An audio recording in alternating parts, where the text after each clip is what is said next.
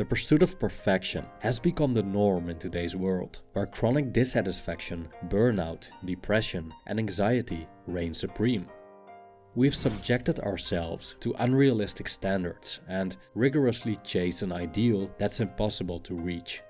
Advertisers show us snapshots of handsome people enjoying their favorite drink, dancing among a crowd of fashion models with ever-smiling faces.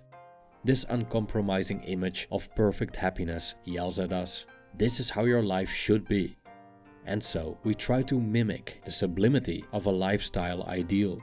We spend fortunes on tweaking ourselves, our lives, our environment, and then flood social media with pictures and videos to show the world the exquisiteness of our lives. Perfection is what we need to accomplish. A perfectly symmetrical face, a perfectly sculpted body, perfect hair, skin, jawline, house, friends, family, partner, children, vacations, or in short, an existence without fault. But this isn't only impossible and exhausting to pursue, it's also unnatural as far as the Japanese worldview of Wabi-Sabi is concerned. Wabi-Sabi rejects the pursuit of perfection and embraces the reality of imperfection.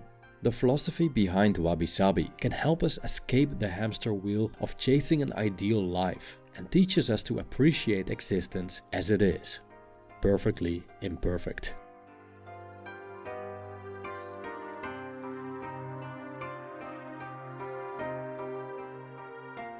The 15th century Japanese ruling classes loved to display their wealth and consumed their tea from detailed Chinese cups, preferably at full moon. Zen monk Murata Shuko, however, sought to change the ceremony from a celebration of riches into a more sober affair by using simple Japanese-made goods. Shuko's successors further transformed the tea ceremony by simplifying the rituals and materials used, adding natural elements, and embracing the transient nature of existence. For example, instead of costly decorated ceramic cups, they used simple, old-fashioned ones, and instead of drinking at full moon, it became customary to drink at a partial or clouded moon. The tea ceremony became a tribute to simplicity, impermanence, and imperfection, and it's considered a prominent historical example of wabi-sabi. We can also see the Buddhist elements at the core of wabi-sabi, namely the so-called three marks of existence: impermanence, suffering, and emptiness. Many would agree that it's impossible to achieve a clear definition of wabi-sabi. The meaning of the words wabi and sabi have changed over time. Nowadays, wabi refers to simple things, but more in a basic, rough, imperfect, asymmetrical manner, as we find in nature. Sabi refers to things touched by time, that show signs of decay or damage. Yes, there's a philosophy behind it, but wabi-sabi isn't the philosophy itself. Perhaps we can best describe it as an experience, a lucid encounter with the transient, imperfect nature of existence. Pursuing perfection is like chasing an impossible dream. We're after a fantasy of wholeness, of an ultimate state, which we ultimately cannot attain. Some see perfection as a subjective experience, as the bar of perfection is pretty low for some people. They'll consider perfect what others would consider flawed. But here's the problem. What others think of as flawed cannot be perfect. There wouldn't be any flaws to detect if it was. Plato argued that perfection could not exist outside of the realm of thoughts. An ideal can only exist in our minds, and the rest is just a replica. Add to that the transient nature of the universe, and the inevitable fate of a near-perfect imitation confronts us, that it falls apart eventually. A near-perfect looking spouse, she will soon fall prey to old age. A near-perfect looking body, it will quickly decay. The more we try to perfect something, the more rigid and fragile it becomes, like perfectly still water is ruined by a grain of sand falling into it. Or, as Lao Tzu stated, and I quote, "It is easier to carry an empty cup than one that is filled to the brim. The sharper the knife, the easier it is to dull. The more wealth you possess, the harder it is to protect." End quote. If you keep your living room in a state of near-perfect tidiness, Only a little dust is enough to ruin it. If you walk on your toes to live a near-perfect life, only a little push is enough to sweep you off your feet. And thus, chasing perfection seems to be a fool's errand. It's an impossible goal, as we can only achieve second best, and it's difficult and eventually impossible to maintain. Therefore, chasing perfection often exhausts us, makes us depressed, anxious, and self-loathing, as we burden ourselves with an ongoing sense of lack, of never enough, and the fear of losing what imitation of perfection we have accomplished. It's like desperately trying to keep the water in a pond still and crystal clear, even though we cannot prevent the wind, rain, earthquakes, and other natural phenomena from shaking it up.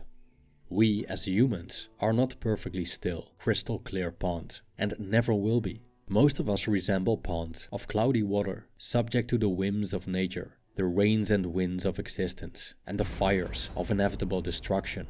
And with this fleeting, imperfect condition, we resonate with the rest of the world. Imperfection, not perfection, is the natural state. Now, is this a tragedy? From the viewpoint of Wabi-Sabi, it's not. On the contrary, it's the beauty of perfect imperfection.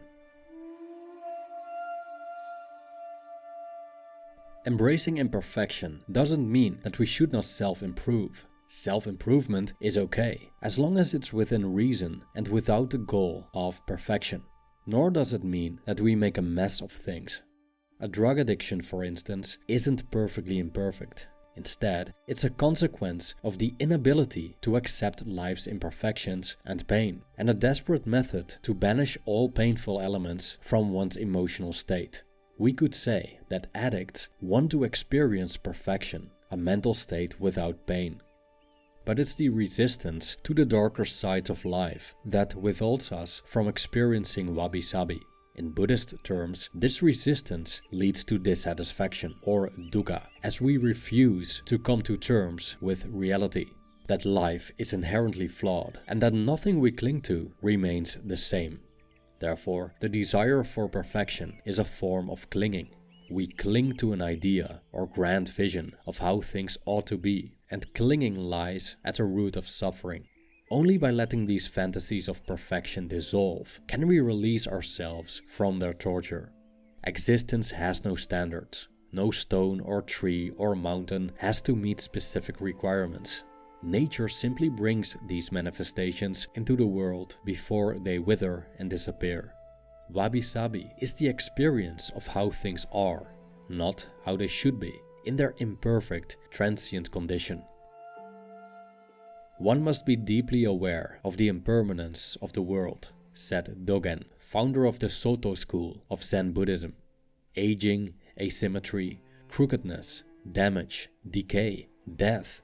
Embrace them as an intrinsic part of nature, and you might begin to see the beauty in them, like the Stoic emperor Marcus Aurelius did. He described his wabi-sabi moment as follows, and I quote, "We should remember that even nature's inadvertence has its own charm, its own attractiveness. The way loaves of bread split open on top in the oven. The ridges are just byproducts of the baking, and yet pleasing somehow.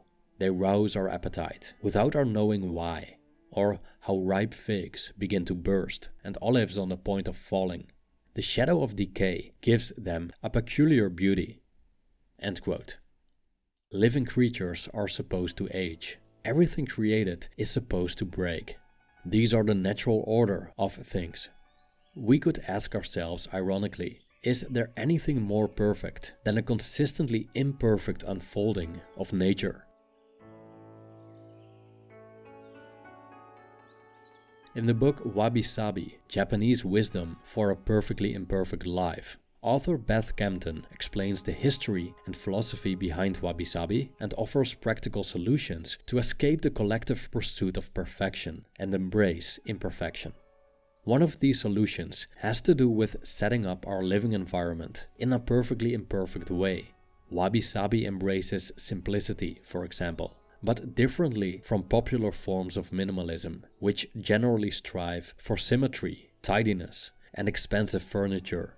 The minimalism of Wabi-Sabi rather lies in asymmetry, not being overly tidy and not replacing an old couch with a designer sofa, simply because it looks better. Instead, we make an inventory of the things we have, remove what we don't need, cherish what's left, and only buy something new when we truly need it.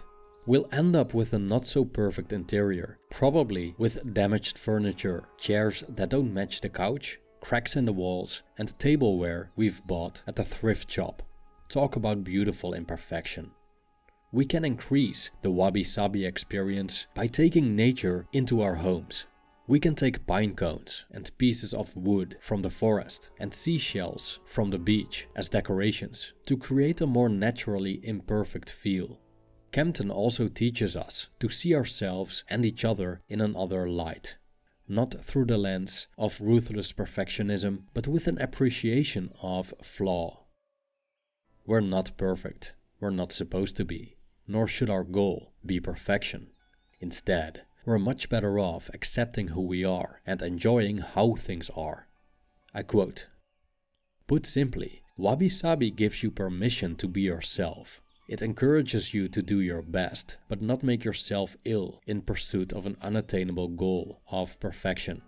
It gently motions you to relax, slow down, and enjoy your life. And it shows you that beauty can be found in the most unlikely of places, making every day a doorway to delight." End quote. A way to practice slowing down is so-called forest bathing, in which we walk through the forest very slowly. Instead of being goal-oriented, going from point A to point B, we focus on the beauty of nature and open ourselves up to its healing capabilities.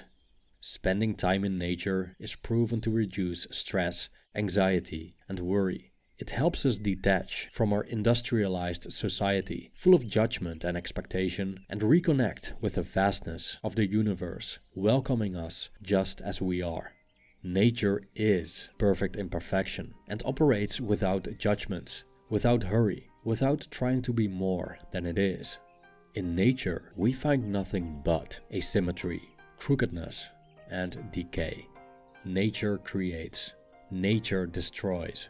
Everything is in motion, nothing ever lasts. If we happen to see the beauty in all of this, we experience wabi-sabi. Thank you for watching.